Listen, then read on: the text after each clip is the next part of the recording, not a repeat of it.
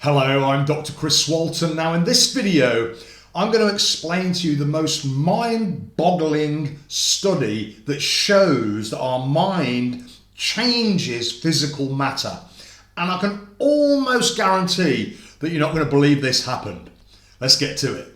If you like the video, click the like button, leave a little comment and consider subscribing. Thank you.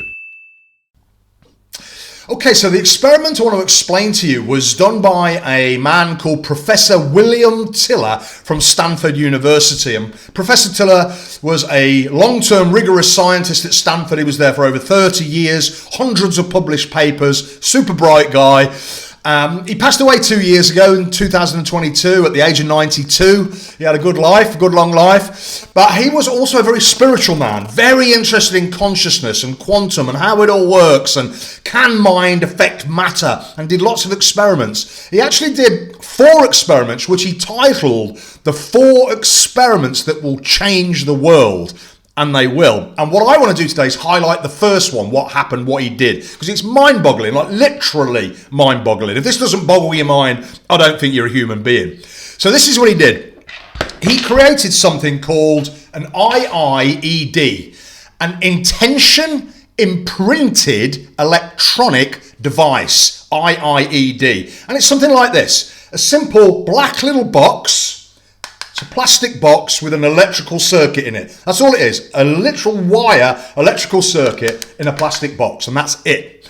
And what he wanted to know is, could you imprint a human intention into an electrical circuit board and have that intention affect physical matter?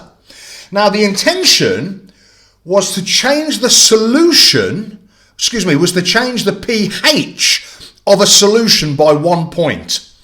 So what happened was they had this IIED in the middle of 5 or 6 people. And they were all, as Dr. Tiller called them, very internally well self-managed. Meaning they can control their thoughts, they're meditators, they can monitor their emotions, they can regulate their emotions. Internally, they can manage themselves very well, okay? So they were all meditators, and they sat round for 15 minutes, this little device, IIED, intention imprinted electronic device. And their intention was to change the pH of this fluid by 1 point. So you imagine the situation. This is in the middle of you. Imagine that just sitting on your table, and you and 5 pals are sitting around the table, and you're meditating, and your meditation is the intention you're sending into this circuit is to change the pH of this fluid by 1 point. That's it. So they meditated on this for 15 minutes. And then this IIED, with the intention imprinted into it, was sent to the other side of America, put in a lab next to this vial of solution. So it sat in a fridge like that, the intention device and the solution sat there like that.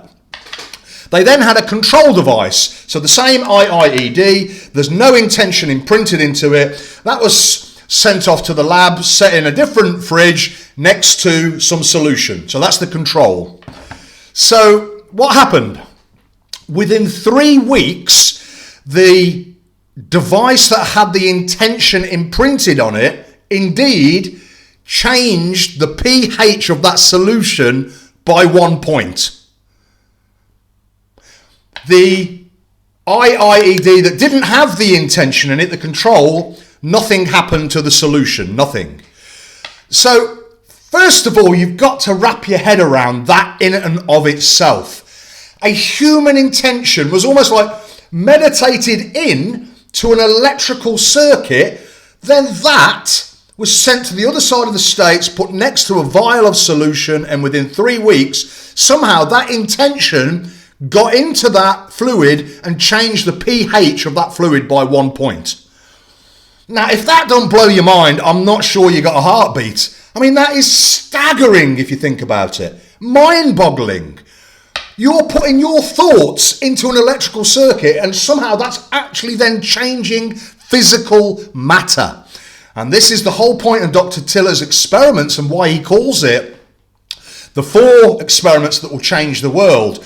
There are other 3 experiments. They're not important for this video now, but all the same type of thing, where he's meditating into a device and then that intention changes a physical substance.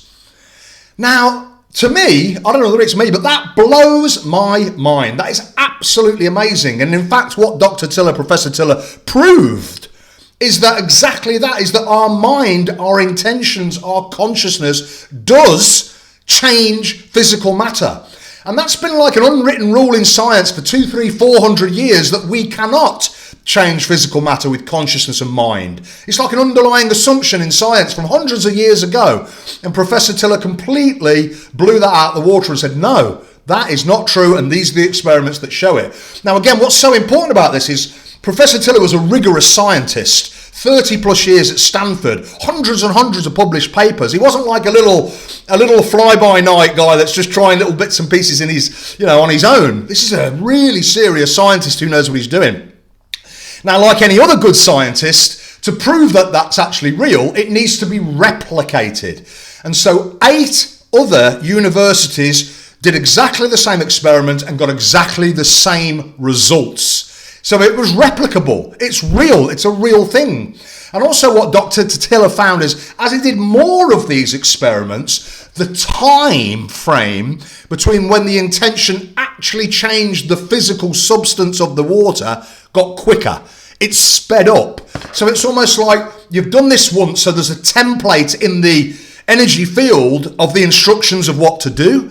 And because it's there and you're doing it again, it can now happen quicker and quicker and quicker and quicker. It's like somehow the information gets there, it's already there, and so it knows what to do. It isn't starting from scratch, if you know what I mean. So that's mind-boggling, isn't it? So that's why I think this is just an absolutely mind-boggling experiment, and something that we can really think about.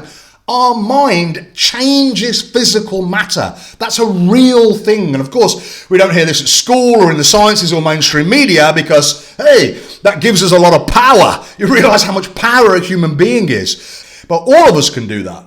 All of us can do that. So I think this is absolutely mind-boggling, and I think it just shows us just how powerful we are as human beings, just how powerful our consciousness is, and then really it's only the limits of our beliefs of what we can then actually go and do and achieve with our consciousness and our mind. So I'd love to know your thoughts on this one. Please leave a comment, let me know your thoughts, and I'll see you on the next one.